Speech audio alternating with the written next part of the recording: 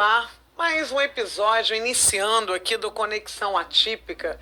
Esse podcast que tem um nome que já diz muito, né? Conectar, ligar, aproximar, fazer entender, compreender, é isso. E é isso que a gente quer. Nós queremos aqui, através de pessoas interessantes como essa mãe que está aqui, a Marta, levar para vocês o máximo de informações desse universo PCD. De uma forma clara, realista e não banal, ok? Eu sou Milva Campos, eu estou de vestido, essa é a minha autodescrição, ok? Estou aprendendo. É um vestido longo, de algodão, cinza, eu estou com echarpe bordô, eu tenho tintura no cabelo, sou loira e tenho 1,72 m. Marta, sua autodescrição. Eu sou Marta Fernandes dos Santos, meu nome. Eu tenho 53 anos, sou mãe da Maria Eduarda, de 12 anos. Estou vestindo uma blusa de malha preta e uma calça preta com branco. Marta tem 1 m e quanto? Eu tenho 1,53 m e não precisa falar o quilo, né? Não, ela não quer falar o quilo, não precisa. Mas vamos lá, Marta. E tenho cabelos grisalhos. E esses grisalhos é por opção? Natural. Natural, mas tá bonito. Você é uma mulher gata. É claro que a gente não podia iniciar, né? A gente não poderia deixar de separar o mês de maio para deixar que elas viessem, né, dizer para nós como é trilhar esse caminho de uma mãe atípica. Então, esse mês é destinado às mães atípicas. Claro que com toda a propriedade e justamente, né? Vamos lá, Marta. Você é mãe da Maria Eduarda, que tem 12 anos. Ela tem déficit intelectual e autismo. Para quem não entende absolutamente nada sobre isso, o que é o déficit intelectual? Então, a Maria Eduarda, ela tem mente de bebê. Mente de bebê. Ela não tem o entendimento das coisas. Ela tem 12 anos de idade, a mente dela deve estar agora beirando 1 ano e meio. Ela está descobrindo as coisas. Porque a gente, eu, você, todo mundo, a gente nasceu pequenininho e não sabia nada. E ela ainda não sabe nada. Ela já anda, mas a mente dela não acompanha uma criança de 12 anos. Então ela é totalmente dependente de você. Totalmente dependente de um ser humano. Não para de tudo. mim, não necessariamente de mim. De mim, porque eu moro com ela, eu sou a mãe, mas para tudo. Ela não come sozinha, ela não se veste, ela não toma banho, ela não troca roupa. E a partir de que momento você começou a identificar essa deficiência, né? Ou porque você falou que ela também ela faz parte do espectro autista, né? Então, que deve ser aí um desafio ainda maior. O que muda? Porque além dela ser uma criança, que como você diz, é um bebê, o fato dela ser autista atenua o quê? Então, ela quando era pequena, com 4 meses, ela não sustentava o pescoço. E aí eu fui descobrir o que era uma criança com hipotonia. Hipotonia. Ela ficou 1 ano no fundão tratando a hipotonia. É aquela pessoa que não tem a sustentação do membro. E eu dizia para a médica, não é o caso de fazer um exame até da coluna, porque pode ser um outro a menos ou a mais. Eu não fiz medicina. E ela, não, é normal. Aí deu 7 meses, mesmo com almofada, ela sempre se jogava. Ela não se sustentava sentada, né? E eu achava estranho também que ela sempre brincava muito com a bonequinha sozinha e ficava puxando o cabelo da boneca de lã. E uma vez uma amiga minha falou pra mim, ela mesmo sem a boneca, ela esticou o cabelo como se tivesse. Ela repetiu a cena do cabelo de lã como se tivesse o cabelo de lã na mão dela e não tinha, né? Ela memorizou, eu acho, né? E aí foi quando eu comecei a cogitar para o médico que ela deveria ser autista, porque 12 anos atrás o autismo não era considerado especial. O SARA não tratava as crianças autistas, não era considerado criança especial. O autismo estava chegando de uma forma bem lenta no Brasil. Então eles só conheciam até então o Down? Conhecia mais os Down e todas as outras deficiências. Tipo, já se ouvia falar de autismo, mas as crianças autistas, esse símbolo que agora tem em todos os lugares, que é um laço colorido, né? Não era visto em qualquer lugar. E aí, quando o canabidiol não era falado, nada disso era falado aqui. Aí, quando o autismo veio muito do exterior, né? Mas já existiam crianças naquela época. Eu me lembro que há uns eu tinha um contato fazia um trabalho social dentro de uma paróquia e tinha um determinado grupo que se dedicava a crianças com necessidades específicas. E lá tinham algumas crianças que não se conectavam com outras. 10 anos atrás já se falava, mas existia sim um temor muito grande, um mito muito grande, acho que assim, um estereótipo em que você não podia se aproximar da criança. A gente tinha medo, porque achava que eles iam nos agredir, porque a desinformação era total. Era total. Né? Você acha que isso mudou hoje? Mudou bastante. Ainda tem muita coisa para mudar, mas mudou bastante. E o que você acha que tem para mudar? Mudou porque agora foi inventado o cordão de girassol. Aí foi, né, colocado para as pessoas o que significa cordão de girassol. Então vamos lá, vamos explicar porque eu também não sei. São as múltiplas deficiências que são mostradas através do cordão. Até para viajar de avião, de ônibus, de locais que as pessoas pensam que só o Down aparece como deficiente, só o surdo ou só o cego que tem a bengala, coisas que mostram que as pessoas têm alguma deficiência. Porque é visível, é concreto. É visível, é concreto. Mas o déficit intelectual está dentro, a falta de entendimento está dentro do cérebro. Sim. Não tem como colocar para fora. É a falta de entendimento que gera a falta de entender que as coisas, o sinal vermelho, as cores, as coisas simples e básicas da vida, né? E aí o cordão de girassol foi criado, não sei por quem, isso aí eu não sei, e aí ele mostra que existem várias deficiências ocultas. E que algumas não são nem um pouco visíveis, porque existem crianças que se você olhar, você não vê absolutamente nenhuma diferença. A minha filha não tem deficiência nenhuma visual. E ela tem 12 anos e já deve ser uma menina totalmente desenvolvida. É uma menina grande, desenvolvida, está virando uma moça. Né? O corpo dela vai crescer, ela está crescendo, ela está com 1,45 m, 45 quilos. Já usa sutiã. E você... E desculpa ter te interrompido. Você teve dificuldade de laudar a Maria Eduarda? Laudar sempre foi a parte mais difícil, porque no fundão uma fisiatra colocou ela como déficit intelectual só. Tá. Né? Antigo demente, né? Ele botou déficit para ficar mais bonitinho, mas é uma demência, né? E aí eu comecei a entender que ela era especial, mas já sabia porque ela era diferente das outras crianças. Né? Lá com 4 meses que não sustentava o pescoço. As crianças já nascem com o olho aberto, bem esperto, né? Só falta falar, né? E ela também não chorava, ela nasceu, não chorava, ela miava. Ela era diferente. E ela não chorava? Não. Na maternidade ela não chorava. Tá. E a outra coisa que eu quero saber, você disse que não, aí eu te fiz a pergunta do laudo. Se você teve dificuldade. A dificuldade é porque você achava que havia um desconhecimento. As pessoas não tinham conhecimento dessas diferentes... a gente chama de patologia? Seria patologia. Pode chamar de patologia? Eu estou aprendendo, então eu preciso perguntar para vocês que sabem. Eu não me sinto no direito disso. Né? E hoje você acha que esses laudos eles são feitos de forma responsável? Eles estão conseguindo efetivamente identificar e separar essas crianças? Sim, da forma adequada? As pessoas estão, no caso, estudando mais, se aprofundando mais, pesquisando mais. A minha filha está sendo pesquisada desde 2014 no SARA. Sara Kubitschek. Sara Kubitschek, é o hospital. Okay. Na Barra. E ela já tirou sangue de N situações, já fez todos os exames dela tá tudo normal. Você falou que acha que teve alguma relação com o parto dela, por ela de repente ter tido um parto dificultoso. Sim. Você disse que ela nasceu roxinha. Sim. E isso pode ter alterado alguma coisa.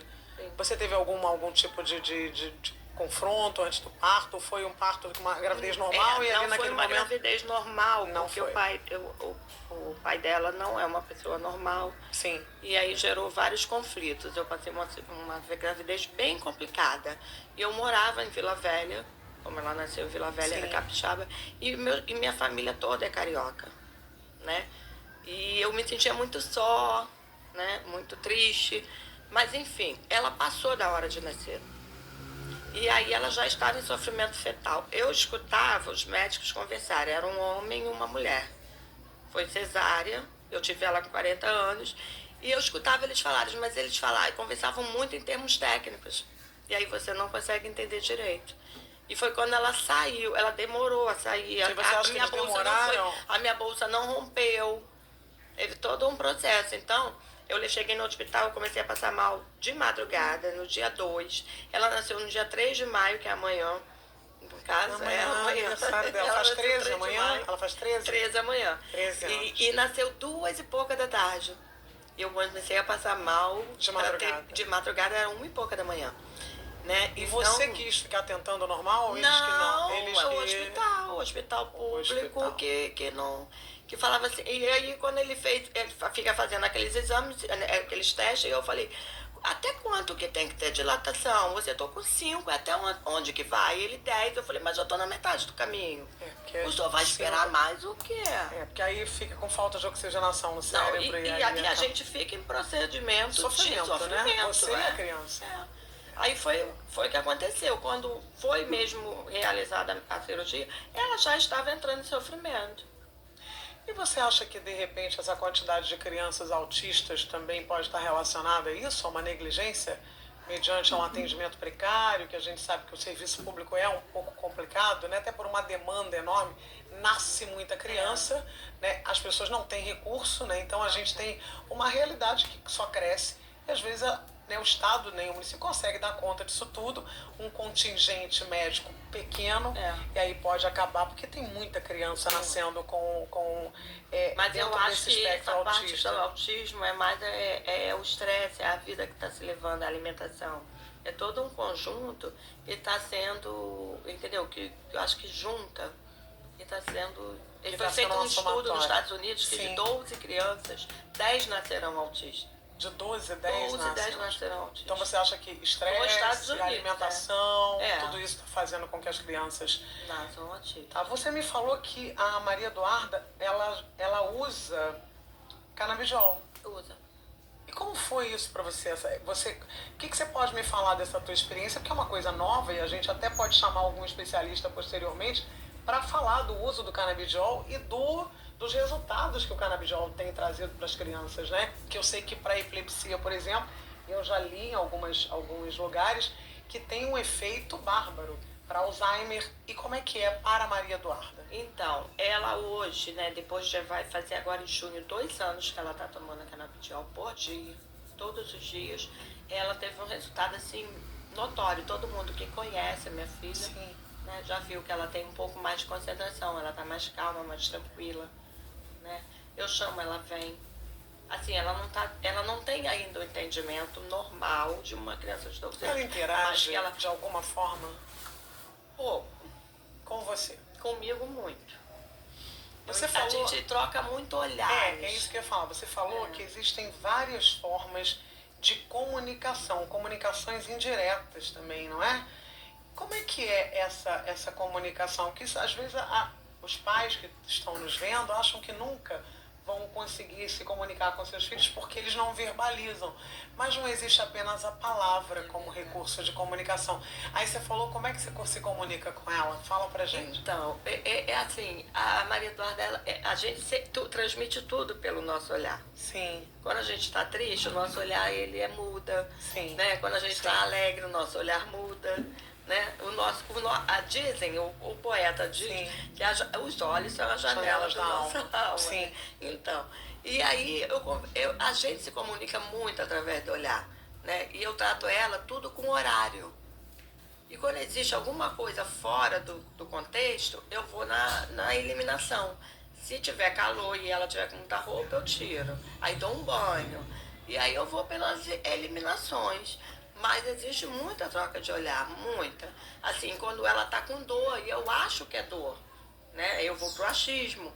Aí eu faço massagem na barriga, converso. E aí ela ri. Aí quando ela ri é porque realmente... Aí eu acertei. Quando ela não ri é porque eu errei. E como é que é, assim, que é óbvio, eu acho muito legal a gente trabalhar dentro da realidade, né? Eu acho que uma comunicação de verdade, séria, ela media a realidade, ela é nada mais... Eu conto uma história que eu acredito que seja a história na sua íntegra, com toda a veracidade. Como é para a mãe Marta esse desafio, por exemplo, de não ter o que todas as outras mães, de repente, podem ter, isso também não é regra. Eu, por exemplo, tenho um filho que não gosta muito de contato. Então a gente pode estar aí, né? Mas como é? O que te estimula? O que você tem para dizer para as pessoas que de repente estão adentrando nesse universo, descobrindo que seu filho também tem um déficit intelectual, que vai ter que passar por isso? Quais são os ônus e os bônus? Porque nada tem um lado só. É verdade. Então fala para o pessoal que está ouvindo. O primeiro ponto, eu tinha até falado com você na entrevista, né? É a aceitação de que a criança é especial. Eu não gosto desse novo termo, que é pessoa com deficiência. Eu acho que... Você não gosta? Não, eu não acho que ficou bom. Eu acho que especial era um pouquinho melhor, Fala mais bonito. Fala por quê? Porque eu acho que, assim, pessoa com deficiência, todos nós temos. Então todos nós somos deficientes. Então engloba o mundo inteiro. Eu acho que a criança é especial por elas serem crianças, porque elas serão talvez anjos pro resto da vida. Fica um pouco mais suave. É mais lúdico também. É mais bonito. Né? Mas eles trocaram. É todo mundo pessoa. E eles têm necessidades especiais. Sim. Então você tem uma coerência extrema no seu discurso, porque realmente deficientes todos nós somos em alguma área da vida. Seja visual, seja... Né, não, e até na ordem das emoções. Eu, por exemplo, não consigo dirigir, eu tenho limite, eu não consigo dirigir, eu tenho medo. Então eu tenho essa deficiência. Eu fui na loja e pedi um negócio rosa, o moço falou, mas o que é rosa? Eu sou daltônico. É isso. Eu não sabia que ele era daltônico, porque ele não tem uma placa escrita, eu sou daltônico. E o que você acha, falar nisso, aproveitar esse gancho, né? O que você acha dessas nomenclaturas? Você acha que esse excesso de palavras, né? Essas coisas, quando a gente hoje escuta falar tanta coisa, lugar de fala, e não pode falar não sei o quê, e não pode dizer tem que ser deficiente, não pode ser isso, a gente não pode... Tem todo que eu acho que a gente tem que ser sensível às diferenças, é óbvio, mas sem criar tantas coisas que talvez tentem dizer muito, mas na ação não muda nada, né?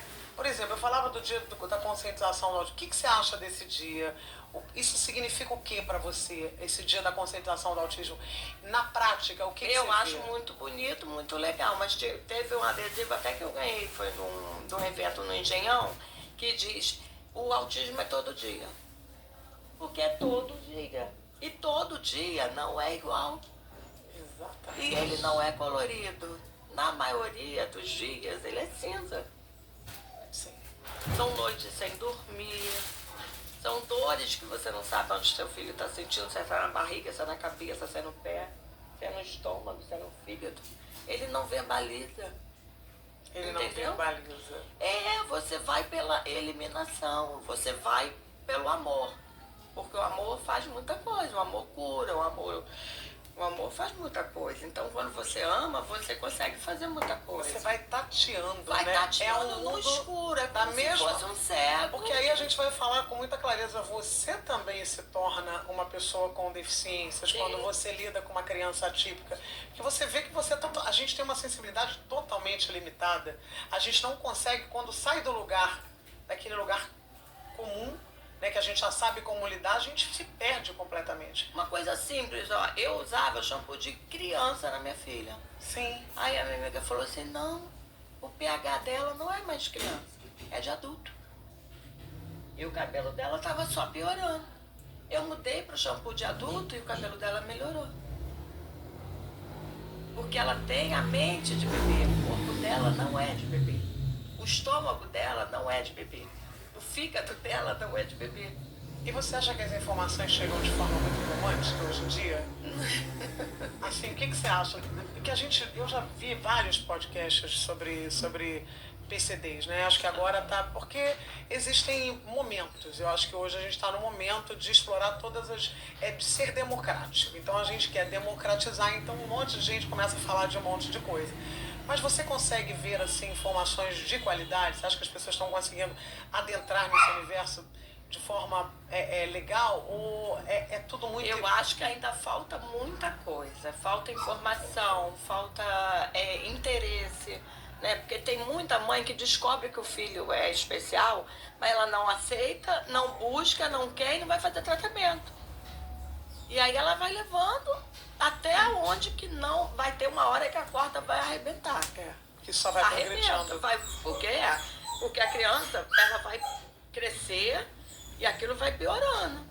Né? Igual minha mãe escutou quando minha filha era pequenininha, que ela falava, a moça falou assim, ela toma medicação? Aí minha mãe falou assim, não, mas um dia ela vai precisar. Aí minha mãe, não vai não. Vai sim. E eles precisam sim. Para conviver o quê? Com a emoção que eles têm, mas eles não têm um controle. O autista, ele não sabe o porquê que, assim, está comprovado que eles não gostam de barulho, porque o cérebro deles tem um rompimento que não lida bem com barulho. Então, não lida bem com os fogos, com o barulho, com a confusão. Deve chegar 10 vezes mais, né? Exatamente, é uma bomba que fica dentro da cabeça deles e eles não têm a noção de como vai fazer com aquela bomba. Né? É onde está se descobrindo aí um montão de autista com 40, 45, 42, 50. E você imagina o sofrimento de uma pessoa a vida inteira, sendo chamado de antissocial, de grosseiro, de neurótico, de N coisas, e de uma forma cruel, porque você precisa tentar entender, olhar para a diferença com o desejo de se aproximar dela. Mas aí você falou uma coisa interessante. Quando as mães escondem os seus filhos e não aceitam as suas realidades, elas podem fazer com que o mundo reproduza isso que elas estão dando para ele. É muito pior.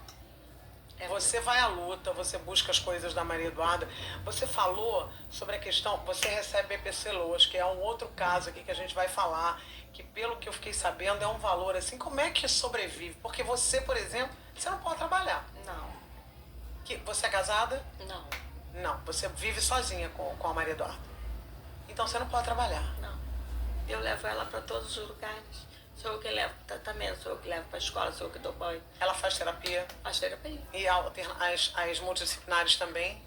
Faz terapia, faz fono, faz psicomotricidade, vai para a escola. E você sente que essas terapias elas auxiliam de forma... Ela progride? Com certeza. Progride. Então há progresso se você investir no seu filho? Com certeza. E aí como... E quanto mais cedo o diagnóstico, que não é destino, tem até um filme sobre... Que não é destino. Diagnóstico não é destino. E quanto mais cedo você consegue diagnosticar e começar o tratamento, a terapia, é melhor. É melhor, porque você começa a terapia junto com o desenvolvimento da criança. Então uma coisa vai andando com a outra. E você também faz terapia? Faz. Você acha importante? Com certeza. Porque cuidando de quem cuida. É interessante dizer também que a mãe Marta, como a mãe Nádia, como a mãe Milva, existem momentos em que a gente, com o filho PCD ou não, a gente tem vontade, eu muitas vezes, quando eu saí da maternidade, que você sai totalmente deformada, todo o olhar que era seu vai para a criança, você não convive, você não dorme, então você chega uma hora que você tem vontade de pegar aquela criança e, né?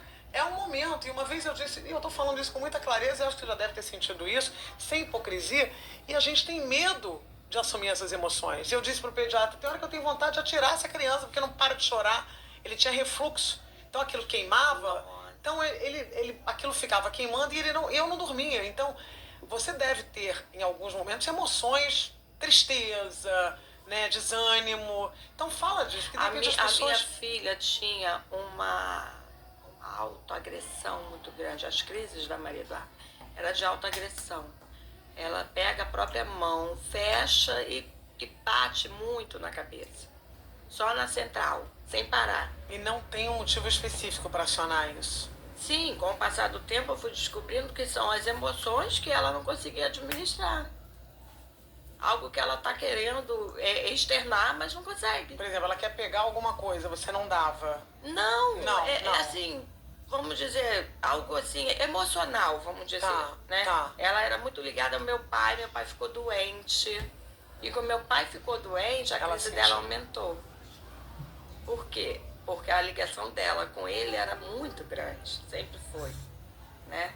A minha filha é criada sem pai. E aí ela sente a necessidade de uma figura masculina. De uma figura masculina. Como qualquer outra criança. Como qualquer outra criança.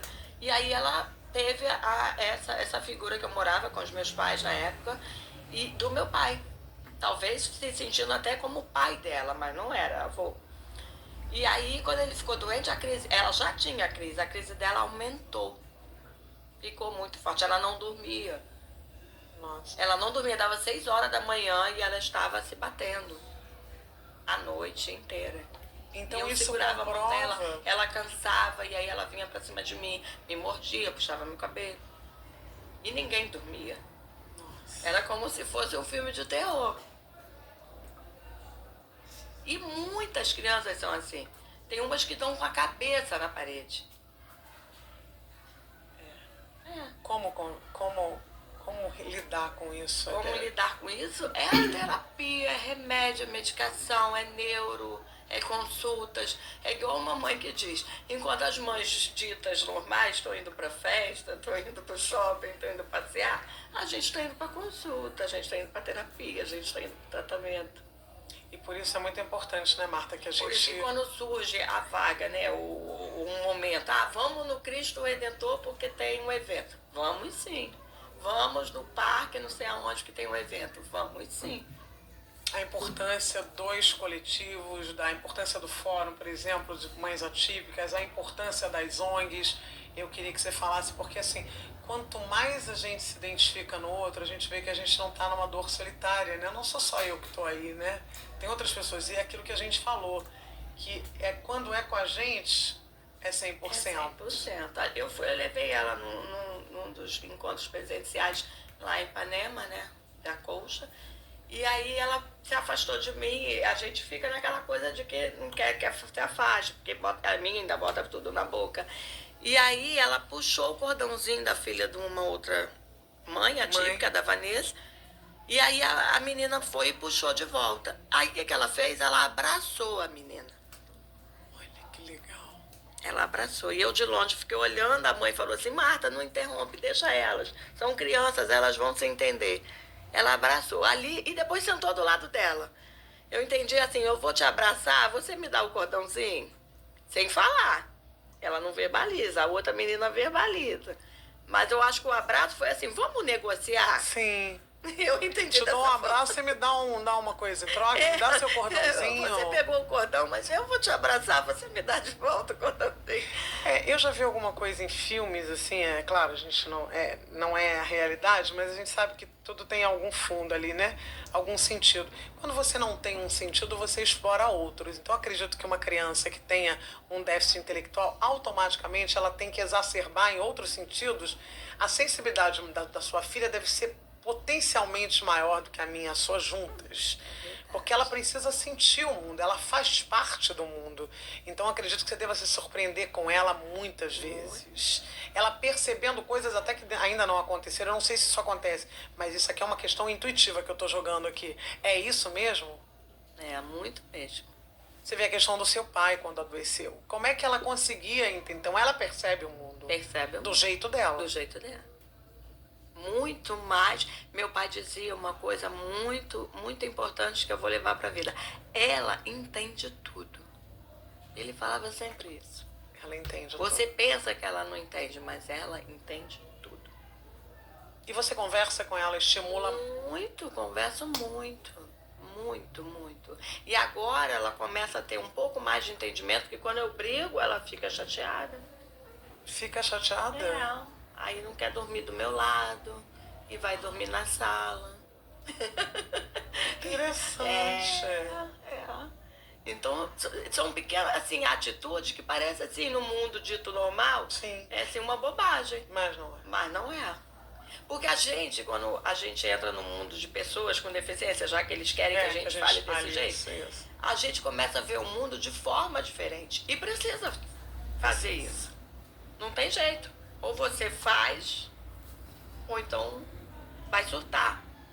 E você tem que se aproximar de pessoas também, ao invés de se isolar, de pessoas que vivem também nessa realidade de mundo. Porque certamente o aconchego da identificação, se eu me identifico com a sua dor, eu não me sinto sozinha. Eu posso chorar no seu ombro, você vai entender o que eu estou sentindo. Eu que sou portadora de doença autoimune, que fiquei sem andar 1 ano. Se eu encontrar uma outra pessoa, ele vai entender o que eu passei.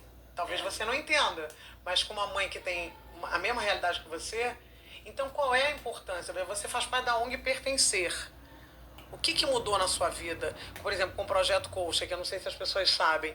Esse projeto aqui do Conexão Atípica, ele surge a partir de uma primeira, né, de uma primeira iniciativa que foi um curta-metragem, onde elas falavam das realidades delas. E a partir daí, para que essas mães não ficassem solitárias mais uma vez, surgiu um grupo que se encontra por conta da pandemia, começou hibridamente. E hoje, talvez, já tem algumas que se encontram no Instituto Consuelo Pinheiro, né? Então, que se encontram num determinado local e fazem as suas trocas. E o que mudou na sua vida depois que você conheceu o Pertencer, do Coletão? Fala pra gente disso. Muita coisa mesmo. Conhecendo outras mães, vivendo conhecendo e sabendo da realidade das outras mães. Né? Eu já sei desde o início que eu não estava só, né? Mas a gente convivendo, né, é uma outra história. Você fez amigos? A gente troca muitos pra vida. Eu tenho a Silvana, que é da Colcha de Retalho, a Rosemar, que tá ali fora, que daqui a pouco ela vai falar. Entendeu? Vocês saem juntas? A gente marca, a gente sai, a gente passeia, vai ao shopping.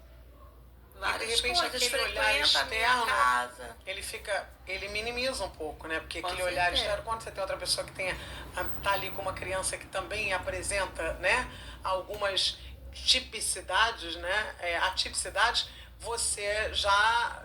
Que quando você enfrenta o mundo sozinho não deve ser fácil. Não. Muito preconceito? Muito. Marta, ainda, apesar de toda a fala? Muito preconceito. Ainda assim. Muito. Engraçado, parece que não existe. Em qualquer lugar. Em qualquer lugar. Em qualquer lugar. É na condução, é na igreja, é no mercado. Também.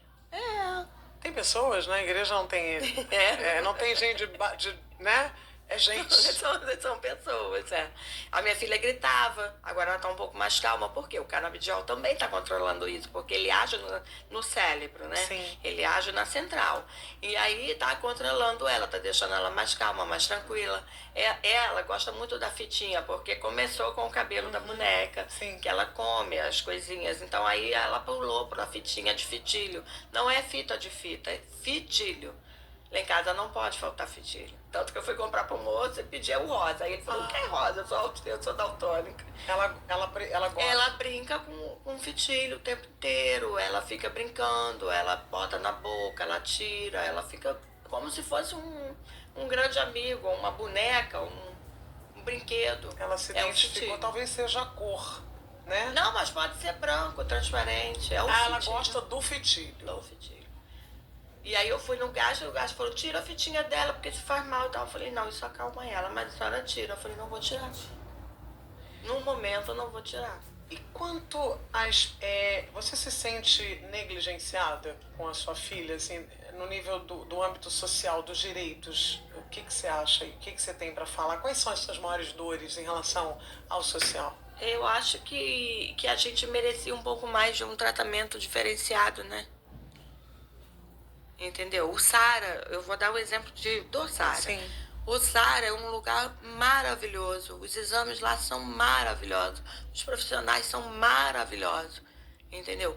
Mas não tem um tratamento contínuo. Eles mandam procurar aqui fora. E as ONGs, cada dia que passa, não comportam a quantidade de crianças que só aumenta. E as ONGs estão diminuindo. E a conta não vai fechar. Isso em algum momento vai virar uma grande bola de neve, porque se você diz que a cada minha filha 13 faz crianças... tratamento era 150 crianças, está com 400.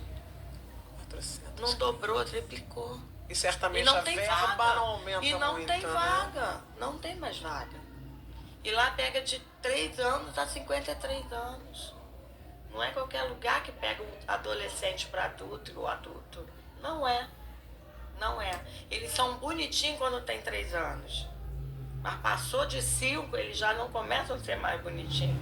É porque eles começam a incomodar, porque não estão presos numa cadeirinha, né? Aí começa a correr, aí sai do anda carrinho, e mexe, se aproxima joga das as coisas no pessoas. chão. A maioria baba. A maioria baba. Complexo mesmo. Você falou pra gente, por exemplo, da dificuldade de adotar, Eu nunca pensei sobre isso. Porque existem muitas crianças PCDs abandonadas nos orfanatos, é isso? Olha, eu não conheço essa realidade, mas eu creio que deve ter. É porque se abandona crianças... Se abandona quando nasce. Neurotípicas, né? Por aí, nasce, bota dentro de uma lixeira, você nesse imagina. mundo que eu tô há 12 anos, eu encontrei um pai solo. A maioria é mãe solo. A mãe descobriu que a criança tinha problema e aí deixou com o pai, né? E o que acontece? É muito complicado. Você acha que não existe adoção, que é muito difícil? Você disse que conheceu uma pessoa que adotou uma criança. Adotou. Que é talvez um dos exemplos mais lindos da ausência total do individualismo, do esvaziar-se, né? Uma pessoa que não gerou um filho PCD e toma aquela causa para si, abraça e cuida como se fosse mãe. Isso realmente Na ecoterapia em Mesquita tem uma que adotou a menina, cadeirante, cuida até hoje. E essa adotou porque nunca teve contato com uma pessoa do sexo oposto, né? Ela adotou mesmo de coração, de 15 dias no hospital que a mãe ia jogar fora. Cuidou até 12 anos. Você falou que a criança faleceu, amor, né? Com muito amor. Você disse que a criança faleceu. Com muito amor. E assim, sobre o PPC, só pra gente voltar Sim. lá, né? Existe assim, a minha filha ganha o PPC, é dela, é direito dela. Eu recebo porque ela não sabe o que é dinheiro. Isso corresponde a que valor, mas a um salário você mínimo. saber, um salário mínimo. Quando tem aumento, aí aumenta. É de janeiro a dezembro, não tem 13º. Já fizeram vários protestos, já fizeram várias, tentaram aquelas petições e tal, não sei o que, levam para Brasília. Não passa para ganhar o 13º. Seria um salário a mais, né? Não entra como direito.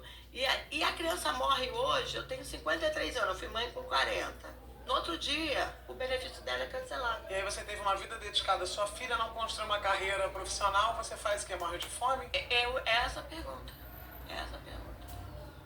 Como essa mãe que perdeu a filha, ela está trabalhando, ela conseguiu. Mas será que todas conseguem? Então hoje, se você pudesse resumir, assim, pra gente, o que você queria ver aqui falado massificadamente aqui? Qual é a tua grande reivindicação e qual o recado que você manda para as mães? Você acha que falta engajamento? Você acha que precisa ir mais lá para as assembleias, precisa participar das votações, das reuniões? O que você acha? Fala aí pra gente. Olha, eu acho que as mães precisam se unir mais. Independente se o filho é Down, se o filho é autista, se o filho tem déficit intelectual, se ele anda, não anda, se tem 5 anos, 10 ou 15. É tudo criança especial, que agora é dito, né? Pessoas com deficiência. E tá todo mundo no mesmo barco. Eu sempre repito isso. As pessoas precisam se unir mais dentro desse mundo. Na realidade que a gente sem vive. Se vitimizar demais. Exatamente. E você acha que tomar mais, porque você acha que tá faltando mais união para poder ter força? Para ter força. Porque quando um grita, ninguém escuta aquele um gritando. Mas quando 1 milhão grita, todo mundo vai escutar o grito de 1 milhão. Você concorda? Claro, é óbvio. A união faz a força, isso parece quando um levanta a bandeira, aquele ali é umzinho, quem é? Mas quando 1 milhão de pessoas levanta a mesma bandeira, alguma coisa acontece. Porque já aconteceu muita coisa, já mudou muita coisa, mas precisa acontecer ainda muito mais, né? Muito mais. O plano de saúde hoje não pode rejeitar uma criança com autismo. É uma vitória? É uma vitória. É uma vitória. A criança tem autismo, descobre que é especial, aí não pode ter plano de saúde? Como que é isso? Como que é isso? Tem direito ao mediador? É lei. Tem que ter um mediador. Então é isso. Mas não tem verba. Mas como que não tem verba? Aí eu não vou nem entrar nessa questão. Tá, deixa. Então, olha, a gente está no Conexão Atípica, você vai se conectar com as pessoas e você vai dizer hoje qual é a tua reivindicação e ao que você as chama. Pode falar. Fala lá pra Como câmera. assim? Dá um recado, manda o teu recado. O que você realmente hoje quer ver, não só por parte dos mães, mas da sociedade? Qual é o teu grande grito hoje? Meu grande grito é que as pessoas possam estar cientes de que a deficiência existe, né? A gente precisa se unir e fazer mais, pedir mesmo, lutar. Eles precisam estar, né, atentos que a gente precisa de mais atenção, mais tratamento, mais tudo. É isso, é isso. Marta, a gente poderia ficar aqui mais um bom tempo, a gente teria várias outras coisas para falar, mas o tempo é curto. Mas é óbvio que esse tempo ele vai ser direcionado, ele vai ser administrado para dar mais voz cada dia para essas mães. E eu espero que vocês possam escutar o apelo dessa mãe, porque é uma grande verdade. Uma pessoa sozinha brigando por uma causa, ela passa desapercebida, mas uma multidão brigando pela mesma causa, ela com certeza vai causar ou comoção ou algum tipo de incômodo e automaticamente ela vai gerar como é que eu posso dizer, algum tipo de evolução, porque as conquistas todas elas partiram a partir daí. Pessoas se uniram e conseguiram ter êxito em alguma coisa. Então não fique aí na sua sala lamentando a sua realidade, mude a sua realidade, faça como a Marta, como a Nádia, como a Rose, como a Maria, como muitas que estão aí lutando para que você e o seu filho tenham um pouco mais de direito. Nós estamos chegando ao fim de mais um episódio do podcast Conexão Atípica. Eu agradeço a Marta, muito obrigada pela tua contribuição e espero que a gente possa ter você aqui mais outras vezes. Muito obrigada e até o próximo.